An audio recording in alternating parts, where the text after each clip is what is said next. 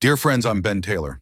If this is our first time meeting, imagine we're sitting across from each other at a small coffee shop on the corner.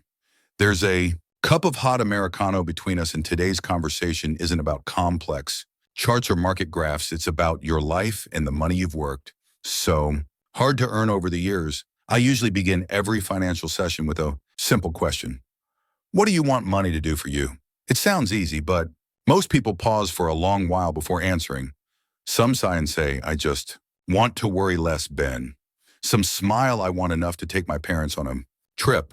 And some whisper softly, I just want one night of sleep without dreaming about bills. Have you ever felt that way? That money isn't just a number in your account, but a quiet sense of peace when life gets stormy. A friend of mine, Robert 52, once told me, I spent my life chasing higher salaries, but I never stopped to ask myself what enough really means. He had the house, the car, the gym membership he never used, and a closet full of polished shoes. But one night as he added up his debts, he felt an emptiness inside. He looked at me and asked, Ben, what does it mean to be rich? I smiled. Being rich isn't always about having more. It's often about needing less. It's the space to hold your child, call your mom, or finally finish that book on your desk. Think of your personal finances as a garden. If you only focus on picking fruits, you'll forget the roots. And the roots of money are habits, the small, repeated actions that build your future. Behavioral science tells us that our brain loves quicks, rewards, and hates waiting. That's why buying a discounted shirt feels instantly good, while saving for a 5-year goal feels like a chore. But every small habit you build today, tracking expenses, cooking dinner at home, walking instead of driving, is a quiet vote for your future self. Linda, a 29-year-old teacher, once told me, I don't make much, Ben, but for the first time, I feel like I control my money, not the other way around. She started small every morning. Before checking Instagram, she opened her banking app to see where her money went yesterday. Just one glance, but it woke her up. She started brewing coffee. At home, canceled a streaming subscription she didn't use, and set up an automatic transfer the moment her paycheck arrived. 3 months later, she called me, voice trembling, but joyful. Ben, I've built an emergency fund that can cover 3 months of expenses. I congratulated her.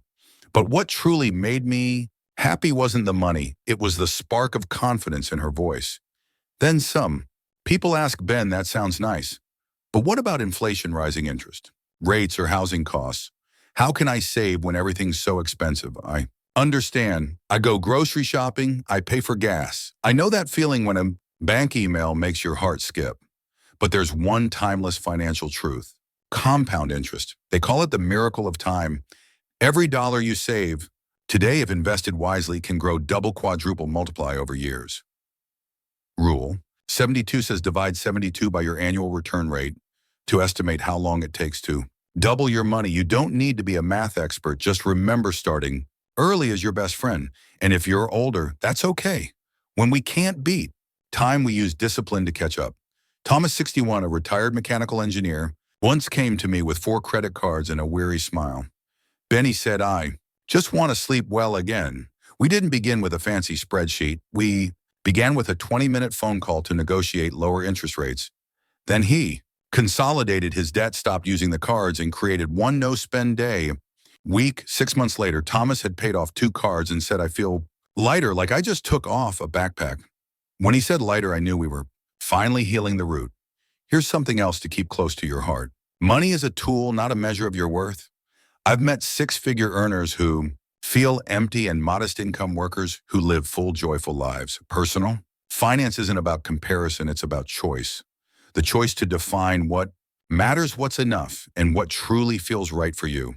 Studies show that financial peace doesn't come from spending more, but from knowing where you're going. Like driving at night with your headlights on, you may only see 50 feet ahead, but you still feel safe.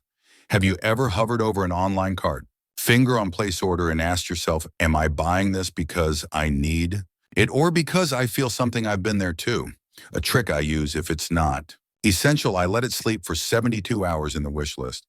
After 3 days, 5 out of 7 items usually disappear. That's when you realize most desires fade faster than we think. What remains, that's what's truly worth keeping. 1. Evening, Helen, 57. A nurse texted me a photo. It showed a folding table, some pastries, and a hand-drawn sign, first sale. After years of side jobs to pay her kids' tuition, Helen had finally started her own small bakery, a dream she'd once shelved in her youth. She didn't quit her job. She didn't rush. She just dedicated her weekends to her oven. I don't know how big it'll get, she said, but for the first time in years, my money and my heart are beating together. Looked at that photo for a long time. Some investments aren't on the stock market. They're in the joy of doing what you love. If you're 18 or 28, here's what I want to tell you. You own the most precious asset, time. Every dollar you plant today will grow into a shaded tree tomorrow. And if you're 48 or 68, you own another priceless asset, experience. You know what you want and what you don't. That clarity helps you buy less of what doesn't matter, live less by others' expectations, and stop trading sleep for bills. Money Muse, it sounds like a friend whispering in your ear. A muse of money, not to tempt you, but to inspire you. I'm not here to teach you how to get rich quick. I'm here to help you slow down, look honestly at your wallet and your heart, and choose a sustainable path. Sometimes it begins with something very small. Opening your banking app, setting up a $20 automatic transfer to savings, canceling a subscription you don't use, calling a friend you've been meaning to reach out to. Those small seeds will one day grow into a peaceful garden. Finally, I want you to close your eyes for a moment and ask yourself, if I managed my money better, what kind of life would be waiting for me? Maybe it's a long trip with someone you love.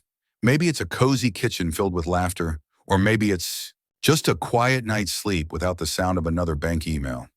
Whatever it is, let Money Muse walk with you on that journey. I'm Ben Taylor. Thank you for trusting me to sit here with you, to listen, to share, and to remind you today, we're not starting with numbers.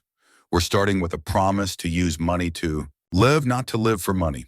Dear friends, when I was young, I used to think that being wealthy meant driving a new car, living in a big house, and being able to go anywhere on vacation without ever looking at the price tag. Back then, wealth meant having more.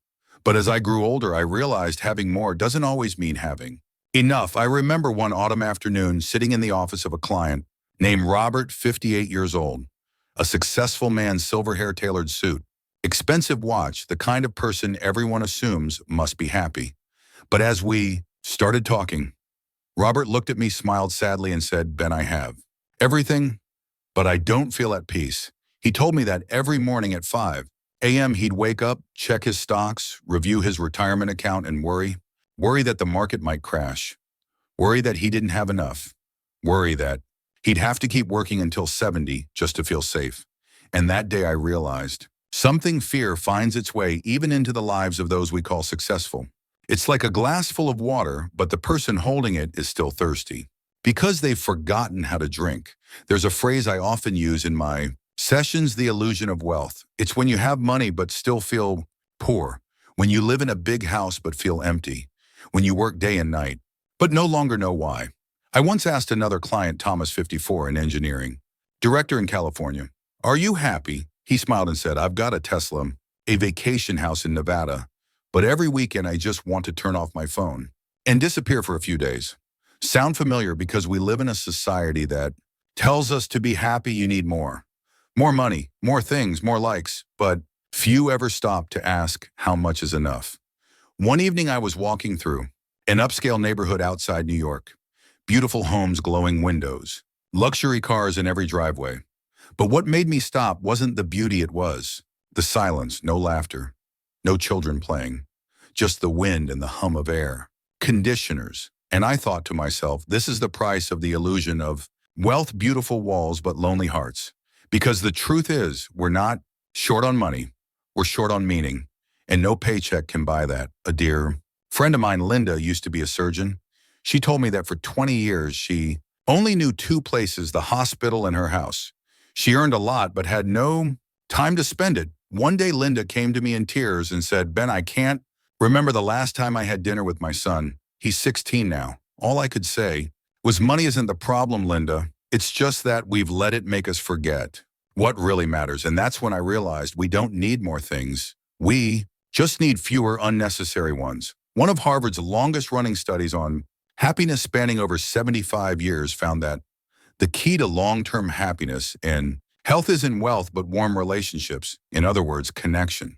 Gratitude and love are what make us truly rich. Yet sadly, so many trade those things for what only shines under showroom lights. I remember meeting Sarah, 32, a young financial analyst on Wall Street. She earned well-dressed sharp, had the latest phone. But when we sat down, she said softly, "Ben, I'm exhausted. I work 70 hours a week. I'm scared that if I stop everything I've built will fall apart." I asked, and if it did fall apart, she was quiet for a long time, then whispered, "I think I'd feel relieved." That silence said everything, because sometimes we're not chained by the lack of money, but by the fear of losing it. You see, wealth isn't the number in your account. It's the peace of not having to worry.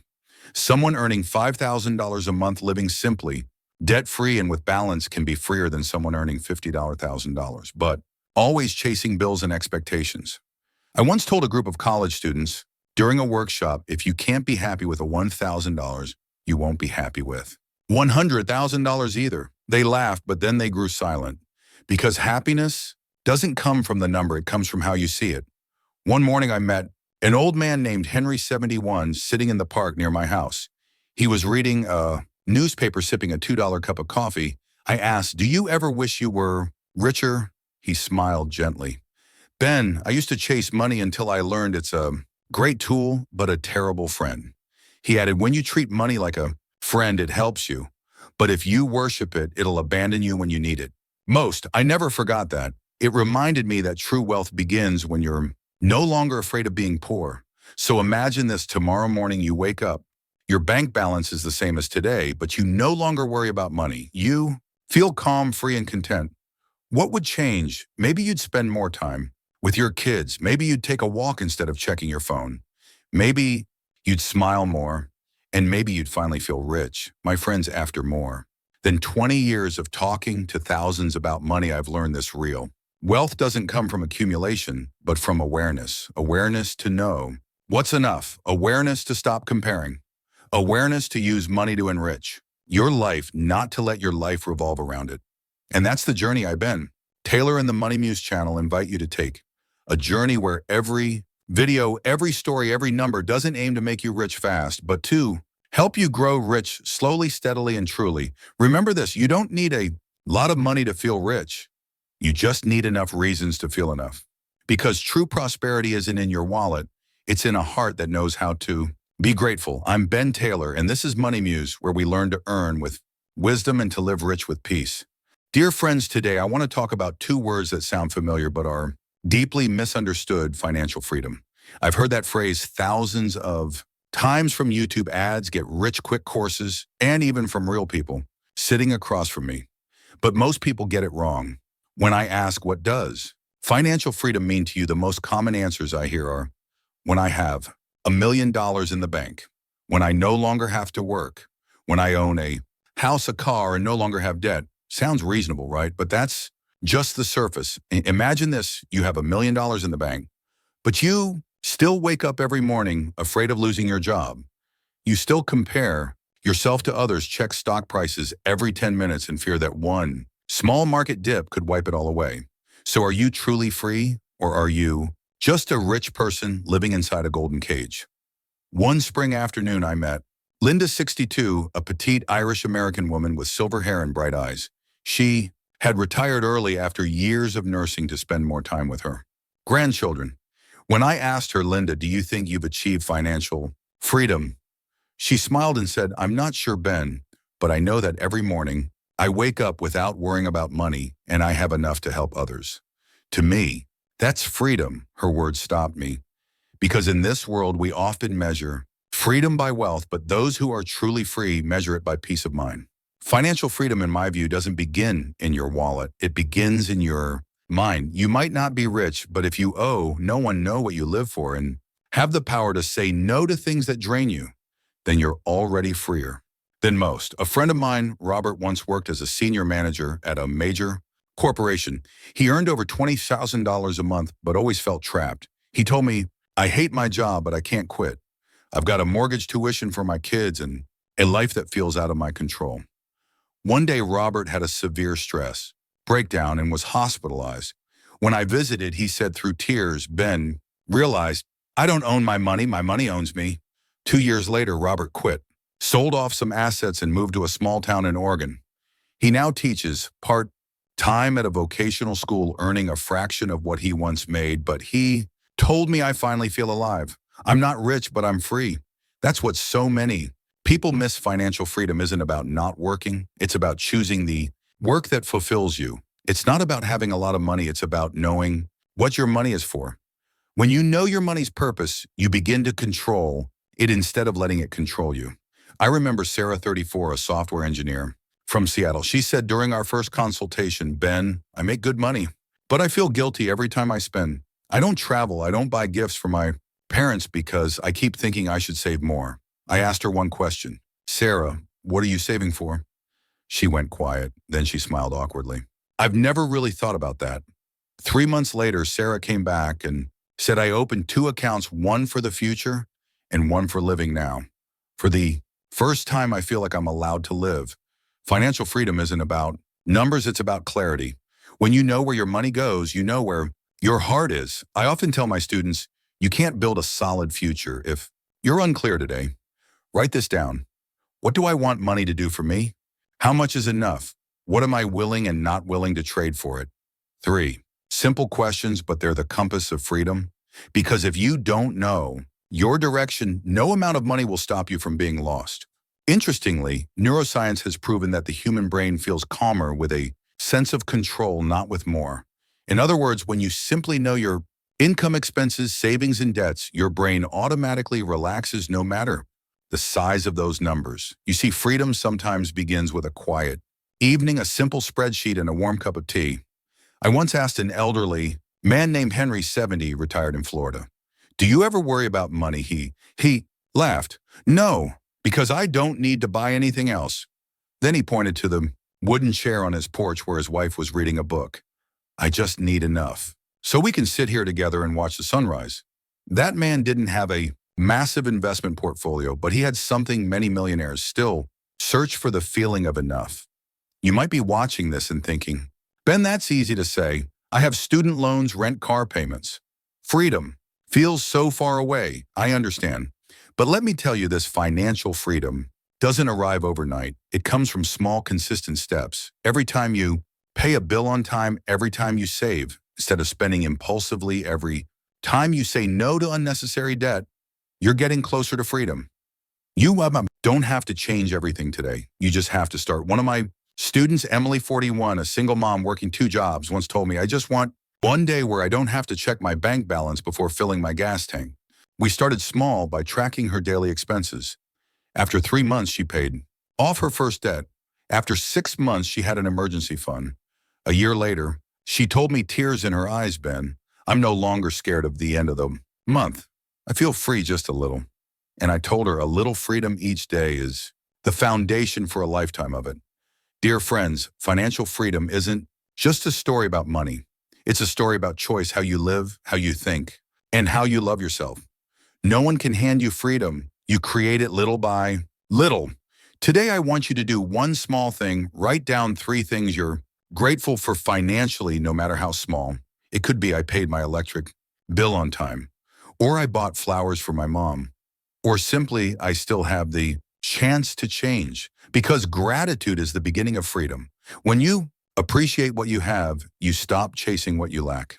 I'm Ben Taylor, and this is Money Muse, where you don't need to be a financial expert. You just need to be someone learning to live a little freer one day at a time. Because financial freedom isn't a destination, it's a journey walked with a peaceful heart and a pair of steady hands. Dear friends, when people hear the word discipline, most tend to frown. Because discipline sounds rigid, harsh, as if we're forcing ourselves into a cold, unforgiving mold. But in personal finance, discipline isn't a chain, it's the wings that let you rise. I remember one afternoon years ago, a man named Thomas, 55, came to see me looking tired. He said, "Ben, I've worked hard all my life, but somehow money just slips away.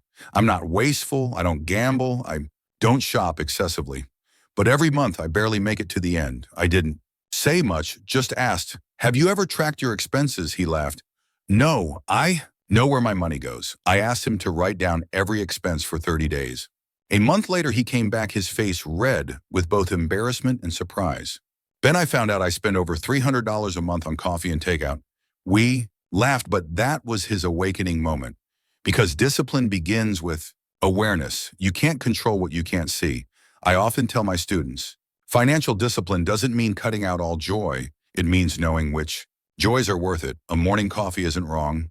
A dinner out with loved ones isn't wrong. What's wrong is doing things without knowing why and repeating them unconsciously. Behavioral science shows that every small spending decision triggers the brain's reward system, giving us a quick hit of happiness. But when it happens over and over without awareness, the brain becomes addicted to short-term pleasure and we lose the ability to wait. Discipline is how we retrain the brain to choose long-term peace over short-term excitement. I have a friend named Emily, 42, a single mom working 2 jobs. Every payday she was exhausted.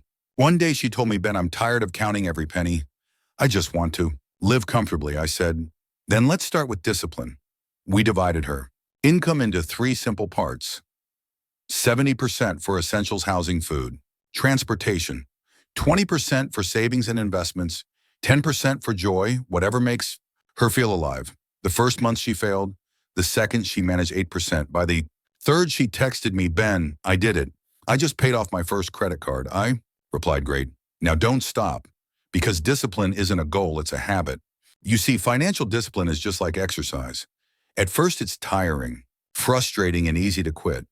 But if you keep going, your muscles get stronger, your heart healthier, and you start to love the feeling. Money works the same way. Once you begin to feel in control, you'll never want to go back to living just to get by. One of my students once said, Ben, discipline makes me feel confident, not just financially, but in life. And he was right, because when you master your wallet, you master yourself. Let me tell you about Robert, 60. He used to be an engineer, retired early, but still carried a lot of debt. He said, I don't understand. I used to earn well, so where did it all go? I asked one simple question. Were you disciplined with money when you were still working?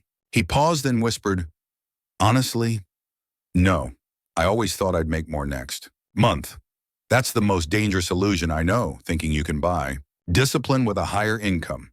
No salary is high enough if you have no limits, and no number is safe if you can't control your emotions. Financial discipline isn't just about cutting back, it's about building systems that protect your future automatically. I always recommend the 3-account rule. 1-1. Account for daily living expenses. 2-1 account for savings and investments untouched unless truly needed. 3-1 account for fun and experiences, because life deserves rewards too. When you divide your money like that, you're telling yourself, I respect my money, and I know every dollar has a purpose. Discipline is freedom because it frees your mind from anxiety every time you spend. One day, Helen, 59, called me and said, Ben, I followed your advice. Now I no longer panic when bills arrive. But the best part is, I'm not afraid of the future anymore. That made me smile, because that's what discipline really is. Not control, but liberation. You don't plan to become rigid. You plan so you can stop being afraid. Financial discipline is also a lesson in patience. The world today tells us everything can be bought fast, delivered faster. But money, like growing a tree, takes time. You can't plant today and expect fruit tomorrow. I often say the wealthy aren't smarter than you, they're just willing to wait longer. When you're patient with money, money becomes patient with you. I want you to try a small exercise this week. Choose one tiny habit to train your financial muscle. Maybe it's packing lunch instead of eating out. Maybe it's tracking every expense for a day, or simply opening your banking app and facing the number you've been avoiding.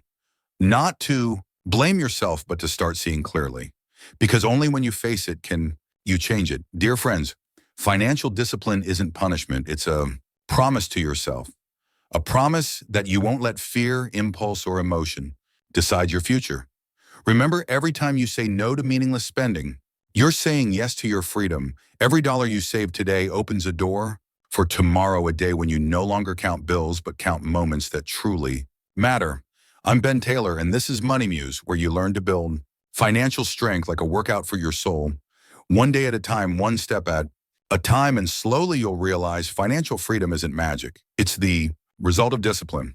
Dear friends, if there's one word that keeps many Americans up at night, it's debt. I've seen that fear in the eyes of hundreds of clients, from college graduates to those nearing retirement.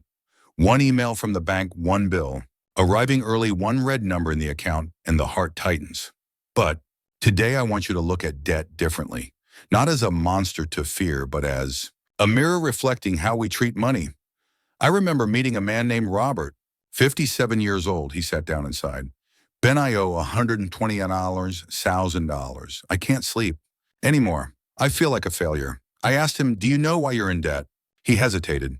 Honestly, not really. It just built up over the years. We opened his records and looked together. The scariest part wasn't the amount, it was the confusion. He didn't know where the money went, when, or why. That's when I realized debt isn't as terrifying as not understanding your debt. All of us can fall into debt. Student loans, housing, cars, credit cards, medical bills, or emotional spending. The problem isn't having debt, it's our relationship with it. Debt can be a friend if used wisely to build your future. But it becomes your enemy when emotions make your financial choices. Let me tell you about Sarah, 33, a teacher with $40,000 in student loans. Every month, she made payments but felt like she was standing still. One day she said, Ben, my debt feels like a shadow that follows me forever. I asked, have you ever looked at the real numbers, interest rate, timeline, and total if you keep paying? As you are, she said, no, I'm too afraid.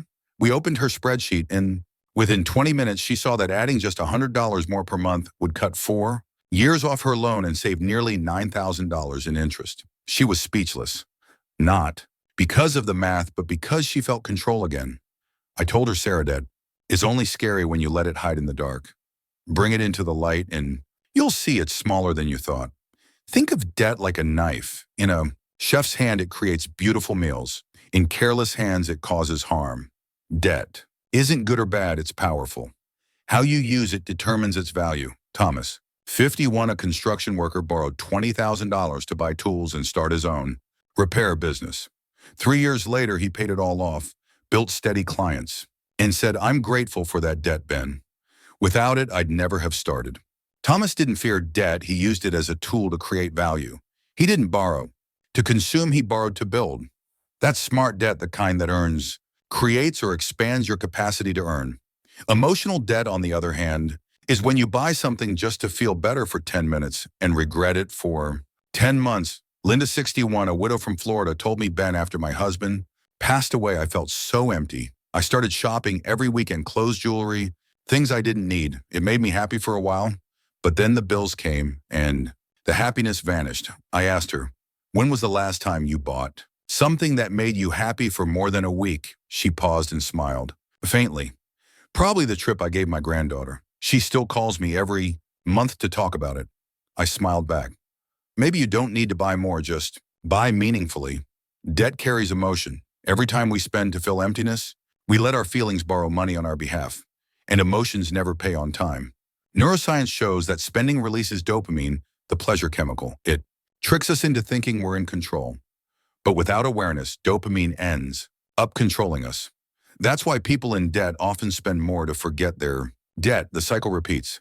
The solution isn't never borrow, but knowing why you borrow. Before signing any loan, ask yourself 3 questions. 1, will this debt create future value? 2, can I still live comfortably if my income drops 50% for 3 months? 3, am I buying out of need or emotion? If you answer honestly, you'll know whether it's logic or emotion making the decision. I once had a client named Henry, 65, who carried $90,000 in credit card debt. After retirement, when we started, he said, Ben, I don't think I'll ever be debt-free before I die. I told him, Henry, the first thing you need to pay back isn't money, it's your belief in yourself. We use the snowball method, paying off the smallest debt first to build momentum. Every time he cleared one, he marked a small star on his wall. After 18 months, he called me, voice trembling, Ben, I did it. I paid it all off. And I realized I'm not afraid of money anymore. I still keep a photo of that wall full of stars in my office because it reminds me debt doesn't kill you, but fear of debt can stop you from living. Understand this, no one escapes debt through guilt. You escape through awareness, planning, and patience. If you're in debt, don't be ashamed. Start by facing it. Write down every loan name, amount, interest, and term. Once you see it clearly, you're already halfway there. Because you can't defeat an enemy, you refuse to look in the eye. And if you're debt-free, remember, financial freedom isn't about having zero debt. It's about knowing when to say yes and when to say no. Smart debt is the bridge to your dreams. Emotional debt is the chain that pulls you back. Choose the bridge, not the chain. Dear friends, I know talking about debt isn't easy, but every debt tells a story of dreams, mistakes, and the journey to self-understanding. Don't hate your debt. Learn from it, because when you master debt, you don't just repay money, you reclaim freedom, confidence, and peace. I'm Ben Taylor, and this is Money Muse, where you learn not to fear money, not to fear debt, and not to fear starting over. Because in the end, debt doesn't define you. Your choices do. Dear friends, I have a question I want you to think about slowly. What do you imagine your life will look like after retirement? Most people I meet answer, the same way I want to rest, travel, and do nothing. Sounds wonderful, doesn't it? But a few months after leaving their job, many begin to feel empty. Because what they lost wasn't just income, it was purpose. I once worked with a man named Thomas, 62. After 35 years as an engineer, he decided to retire. The first 3 months were perfect: sleeping, in golfing, meeting old friends. But one morning he called me and said, Ben, I never thought I'd say this, but I feel useless. That's something many people over 50 experience, but rarely admit. When you tie your identity too closely to your job, once it's gone, you lose a sense of who you are. We think we retire from work, but often we accidentally retire from ourselves. I told Thomas, retirement doesn't mean you stop earning money. It means you start earning it in ways that bring you joy. He looked at me surprised. I continued, you've spent your life building houses for others. Now it's time to build a new life for yourself. 3 months later, Thomas opened a small woodworking workshop for local teenagers, his first. 2 students were boys who had dropped out of school. He taught them to saw, carve, and sand wood, and to take responsibility for their craft. A year later, he called me with excitement, Ben, I just sold my first batch of tables, but more importantly, I feel alive again. He wasn't earning as much as before, but that no longer mattered, because his income now came with joy, purpose, and freedom. I once told a group of finance students, retirement isn't an ending. It's a transition from making a living to making a life, meaning retirement isn't a finish line, it's a shift from survival to fulfillment. A woman named Helen, 60, who had spent 30 years as an accountant, told me she felt lost after retiring, but then she remembered her passion: baking. She started selling cakes online, each wrapped with a handwritten note made with love. She didn't just earn extra income, she also funded scholarships for underprivileged children. Helen said, Ben, for the first time in years, I feel like my work touches hearts. And I thought, that's a different kind of wealth of purpose, peace, and connection. If you're in your 50s or 60s and afraid of retirement, let me offer a new perspective. Retirement doesn't mean you have to stop earning. It means you can choose how you earn. You no longer need to chase a foreign paycheck. You can create value at your own pace. Look around. Opportunities are everywhere. Turn your lifelong skills into consulting. Write, teach, or share your knowledge. Invest modestly in something you believe in. Take part-time work in your community, less pressure but meaningful. You don't have to work out of fear, you can work out of joy. A client of mine, Margaret, 67, a former nurse, started teaching basic health care to other seniors in her neighborhood. Each student paid $20 per session, and within months she had over 50 students, but more importantly, she found new friends, a sense of purpose, and the joy of being useful again. She told me, Ben, I used to think retirement meant the end of my time. But now I see it's just the next chapter, one where I live slower but deeper. Many people think money defines a good old age, but research shows it's purpose and connection that extend life. A Harvard study spanning over 80 years found people who maintain strong social ties and a sense of usefulness after 60 live longer and happier than those focused only on wealth. You see, money sustains us, but meaning gives us life. I once asked a 70-year-old man named George, who taught free music classes at his church, you think you're still working? He laughed. No, Ben, I'm sharing my life, and people happen to pay me for it. That answer stayed with me, because that's what active retirement truly is. We don't withdraw from the world, we simply change roles, from runners to mentors, from earners to inspirers. My friends, if you worry about growing older, remember the greatest assets you own aren't money, but time and experience. Used wisely, they can generate income and bring immense Joy. Don't wait until you're rich enough to live. Live while you can still create value, because financial freedom isn't just having enough to retire, it's having the power to choose how you live at any age. One morning I asked Thomas the carpenter I mentioned earlier, "Do you think you're retired now?" He smiled, sanding a piece of wood. "No, Ben, I'm just living and earning through what I love." And I thought, if all of us could say that at 60, we'd truly understand financial freedom. Dear friends, don't fear aging, because as long as you're alive, you have the power to create value for yourself and for others. Retirement isn't a period, it's a comma, a pause that opens a new chapter. One, where you can work lighter, live deeper, and find more meaning. I'm Ben Taylor, and this is Money Muse, where you learn not just to earn money, but to use it to rewrite the story of your life. Dear friends, when people hear the word investment, most immediately think of stocks, real estate, retirement funds, or Bitcoin. And yes, those are all important. But after more than 25 years in finance, I've realized something deeper. The most valuable investments in life don't live in your bank account.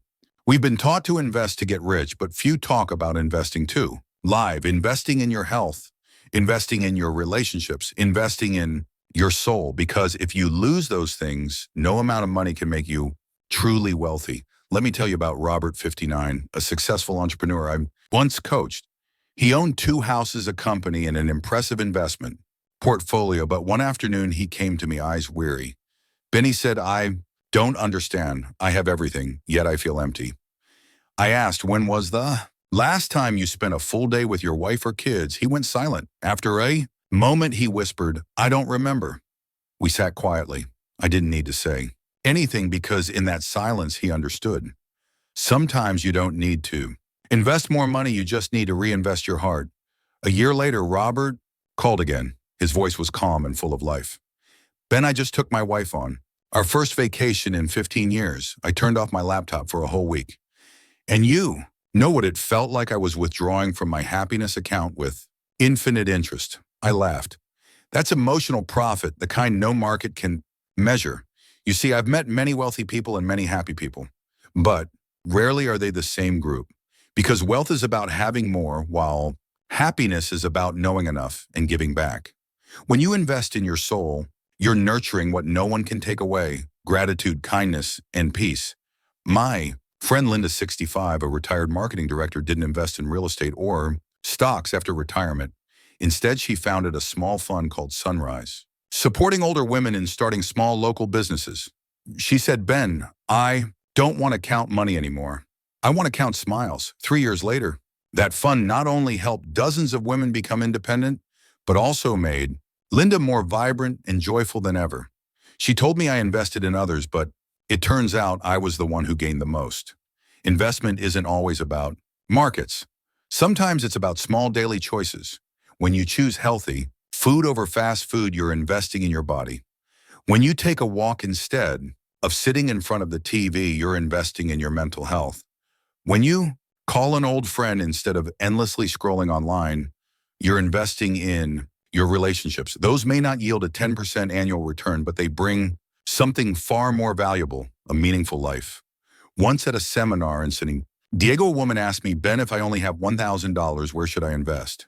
The room went silent, waiting for me to say stocks, ETFs, or real estate.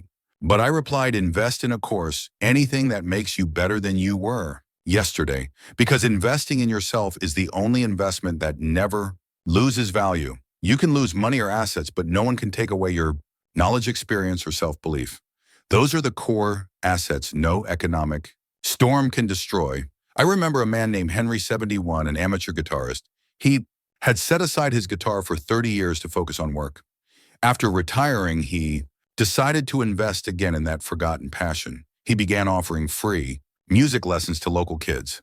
Soon they started calling him Mr. H, the grandpa guitar. One day he told me, smiling softly, "Ben, I don't have a huge portfolio, but every kid's smile is my weekly dividend." I believed him, because when you invest with love, the world pays you back in joy.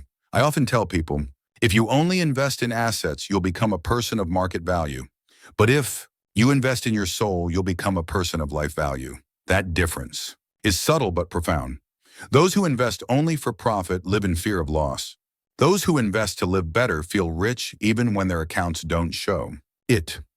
A Harvard study, the longest-running study on happiness, found that meaningful relationships and genuine connections are stronger predictors of health and longevity than wealth or status. In other words, when you invest in people, you're investing in your lifespan.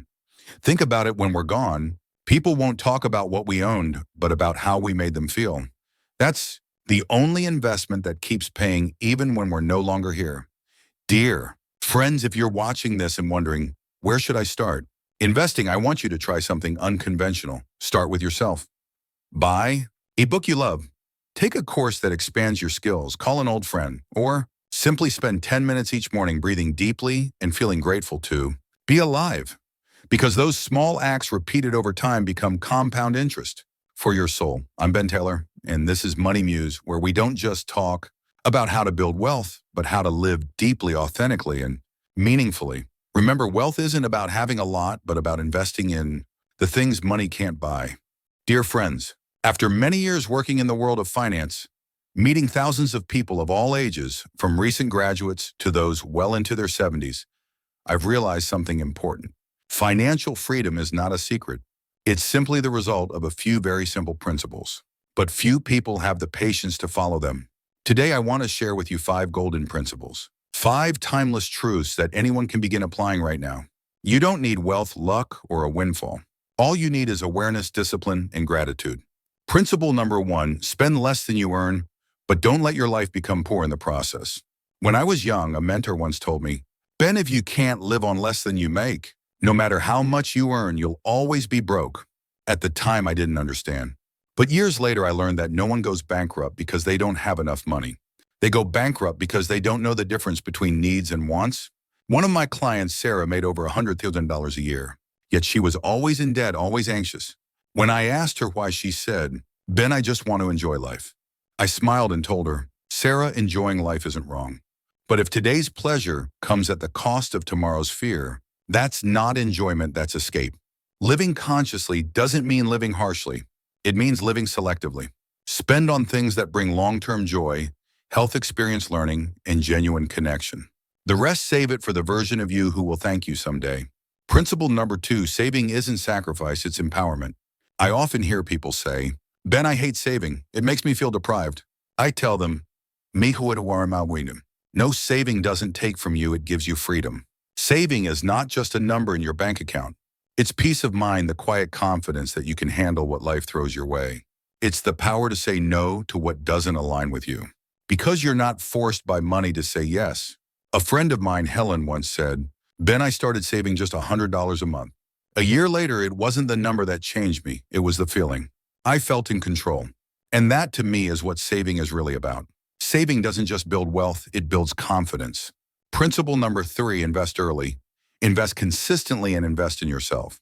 One of the biggest mistakes people make is waiting for the perfect time to invest. But you know what? That time never comes.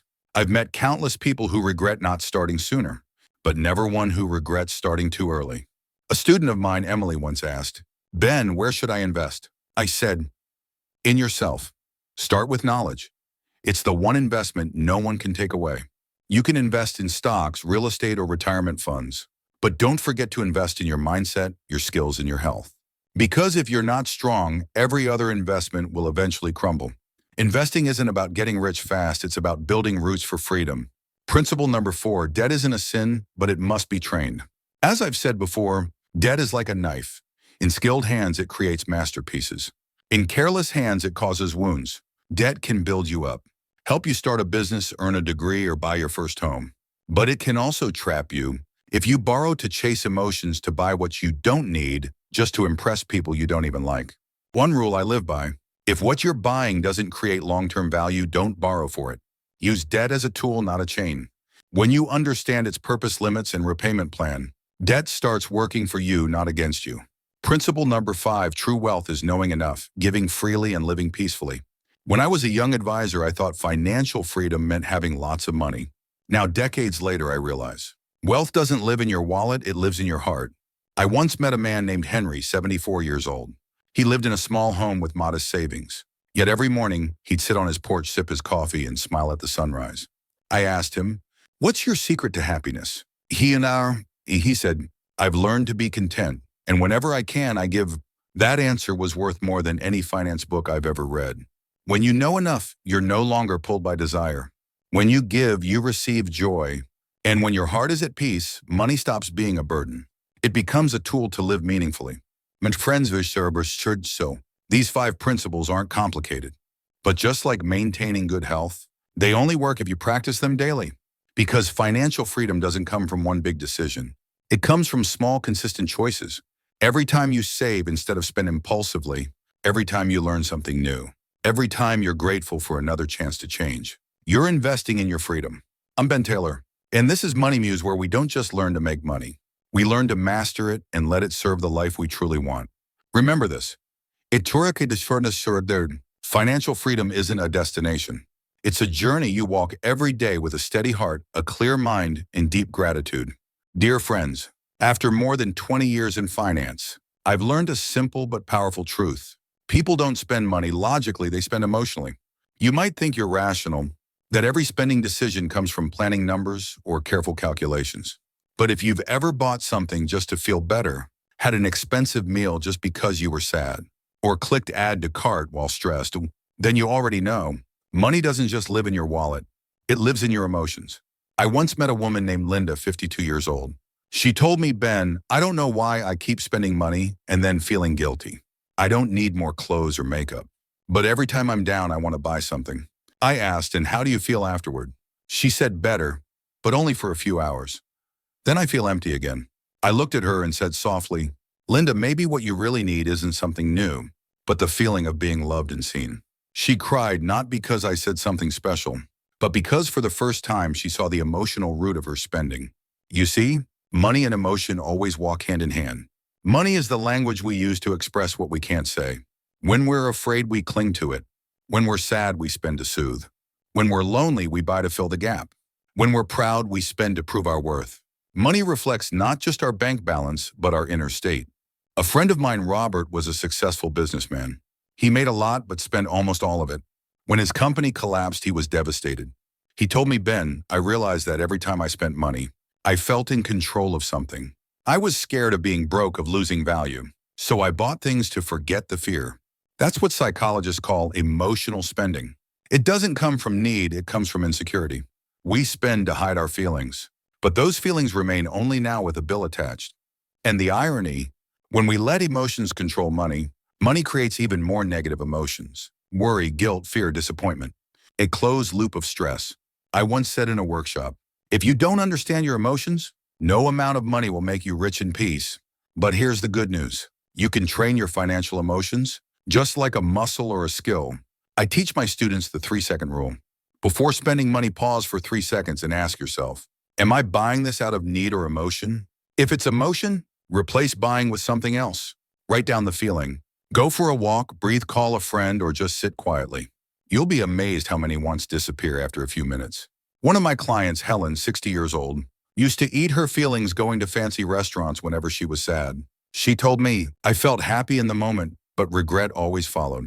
We made a small change. Instead of dining out, she cooked simple meals and invited her neighbor to join. After 3 months, she saved money and gained friendship. She told me, Ben, I realized I wasn't really hungry, I just needed connection. That sentence stayed with me because it reminded me that every financial decision is a human story, not a number. I've also seen love tested by money. A couple, Thomas and Julia, came to me arguing about spending. Thomas wanted to save. Julia wanted to enjoy life. Their fight wasn't about money, it was about emotion.